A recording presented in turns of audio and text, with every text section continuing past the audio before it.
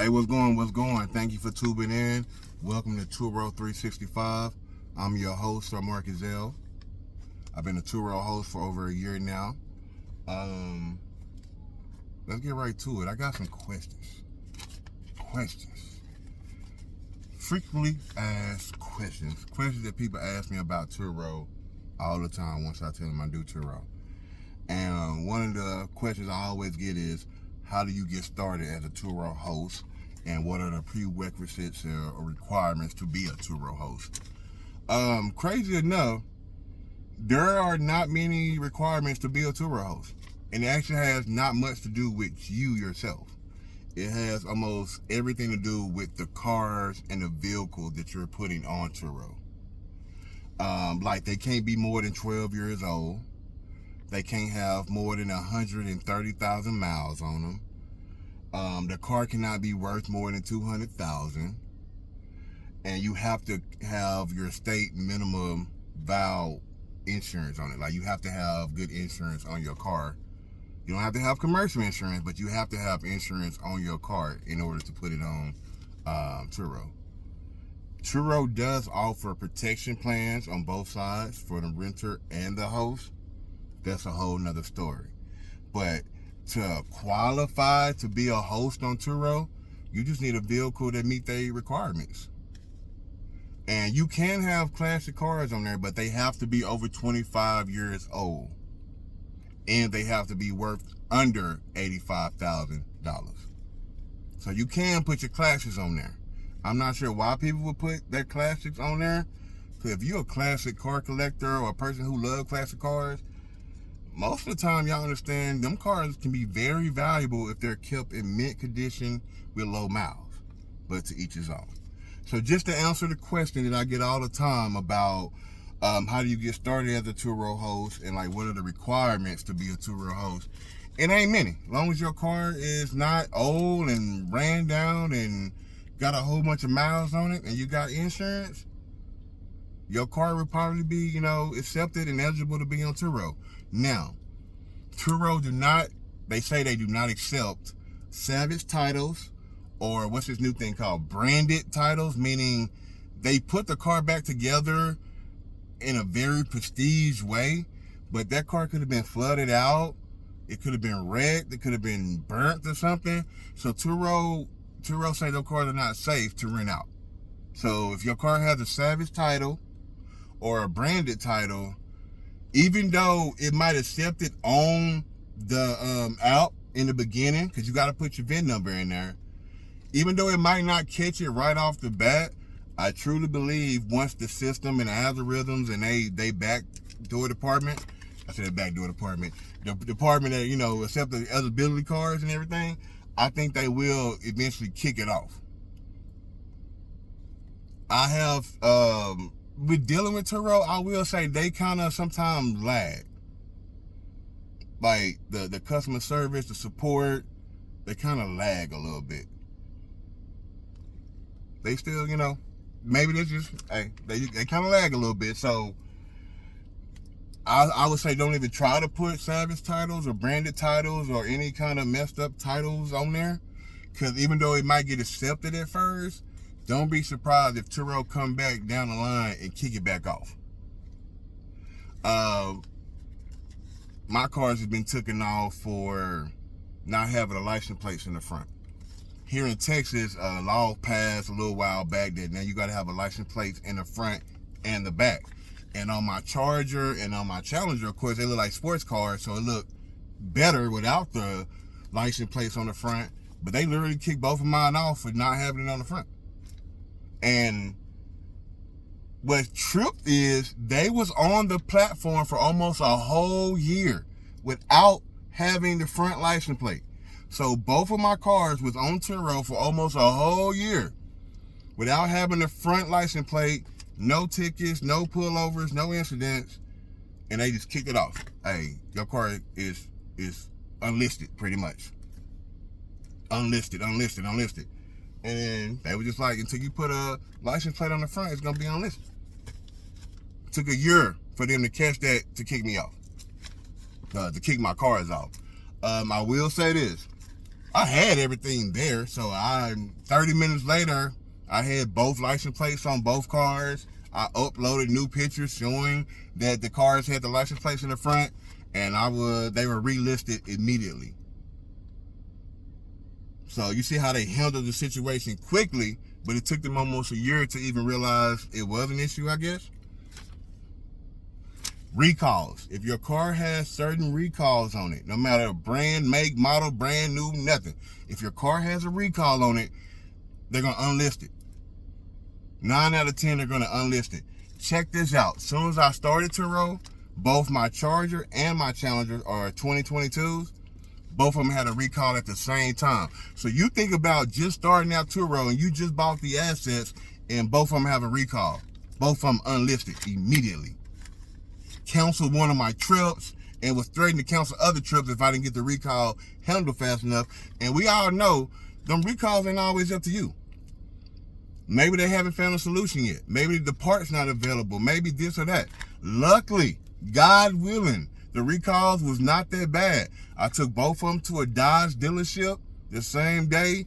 They did whatever they had to do to make sure the recall was straight.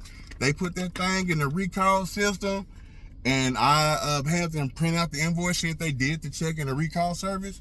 I submitted that to Turo. Same day I was back up and running. But I did lose a trip.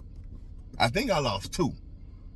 But I know for a fact I lost 1 trip because my cars had a recall, and they kick them off like that. You'll get an email, a text, you'll like that. So there are not a whole bunch of hoops and stuff you got to go through to be a host on Turo. But your car's got to be in good condition. Think about it. Would you want to rent a car, rather driving around town or going out of town that's not well kept? They got 3 black doors and a white one. They got squeaky brakes. They got busted windshields. You're not going to rent that, bro. So don't even try to put that on there. The car stinks and smoking in it and smell like this smoke and that smoke. Look, do it as you please, but I'm telling you, if the customer complains to Turo, they're gonna take it off. They're gonna unlist your car. If they deem something not right or they don't meet their requirements to the T, they're gonna unlist your car. So there's not a lot of requirements to be a Turo host, but your car gotta be, I ain't gonna say A1, but it definitely needs to be a B and above. I'm pretty sure some C's on there. I rented a C. Okay, I'll get it to a B. It had a check engine light. I rented from Turo, so I'm a host, but I also used the service also, and my rental had a check engine light. Now, I know how to fix cars, and I'm very car aware. You know, I went to school to fix cars, so once I went to Auto, you know, they plugged it in, told me what it was. I did not request another car. I didn't contact Turo. I wasn't mad at the host. I was just letting them know, hey, the check engine light come on, and I don't want to be responsible for it when I drop it back off. So it's kind of messed up that the engine light on anyway, but it seemed like it's just a sensor, maybe some moisture in the gas or something. Maybe the gas thing went too tight all the way. It was one of them little codes. But I drove the car for 2 days, didn't have no problem. I was actually in Chicago, and I took that car from Chicago to Indiana. Then on the next day, I drove it back to Chicago, and I took it from Chicago to Wisconsin.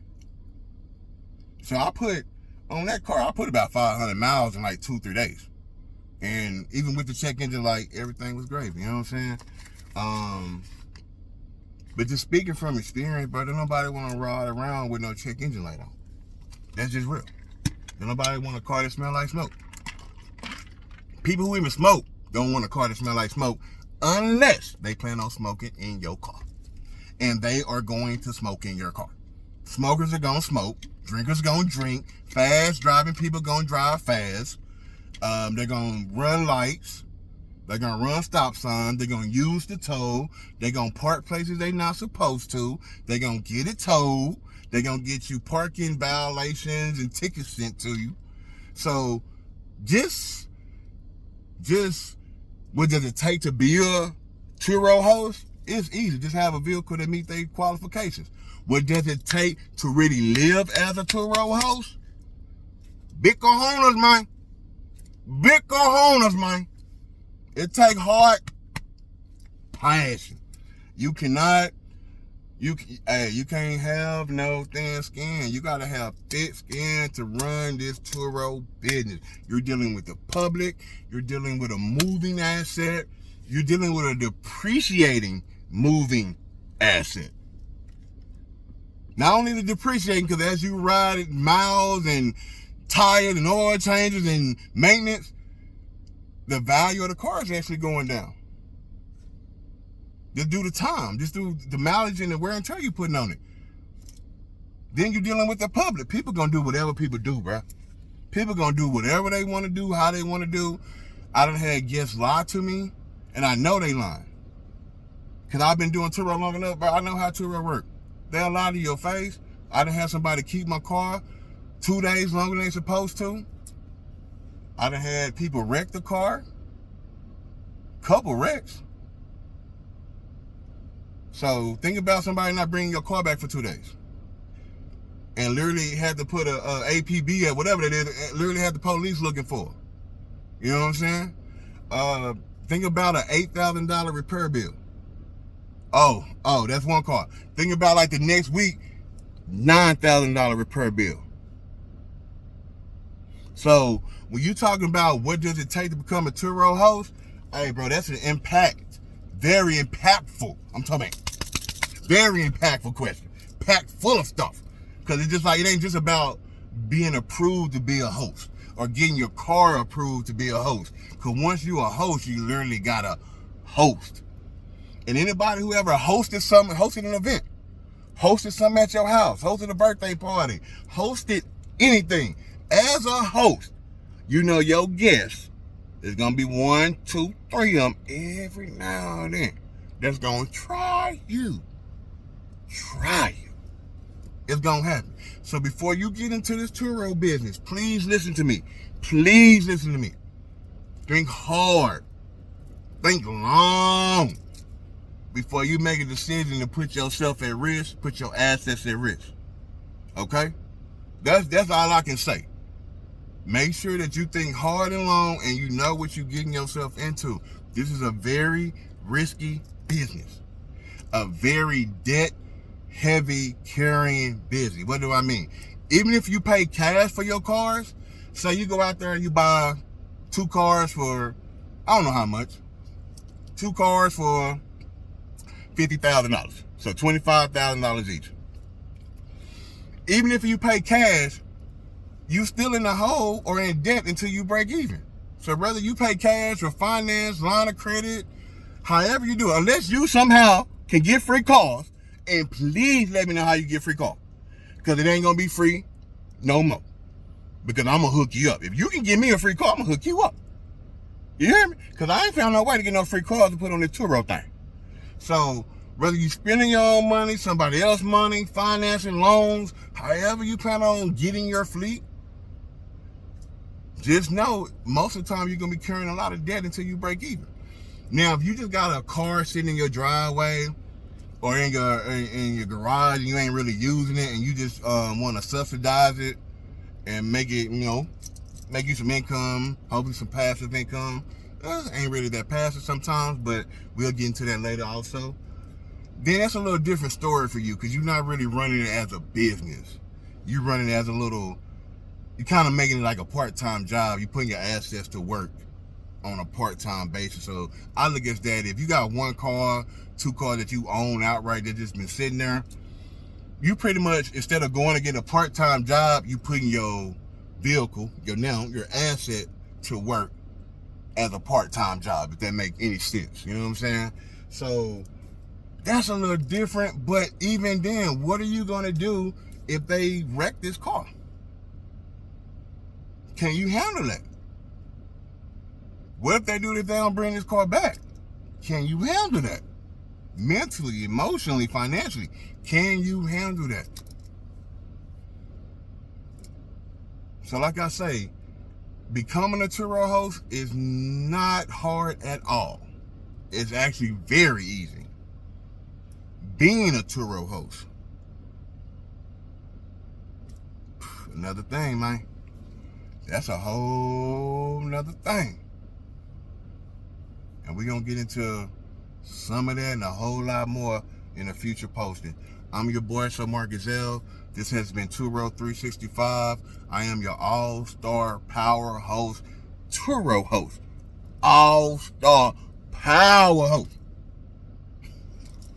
I don't even really know what that means, y'all, but we're going to get into that too. See y'all next time.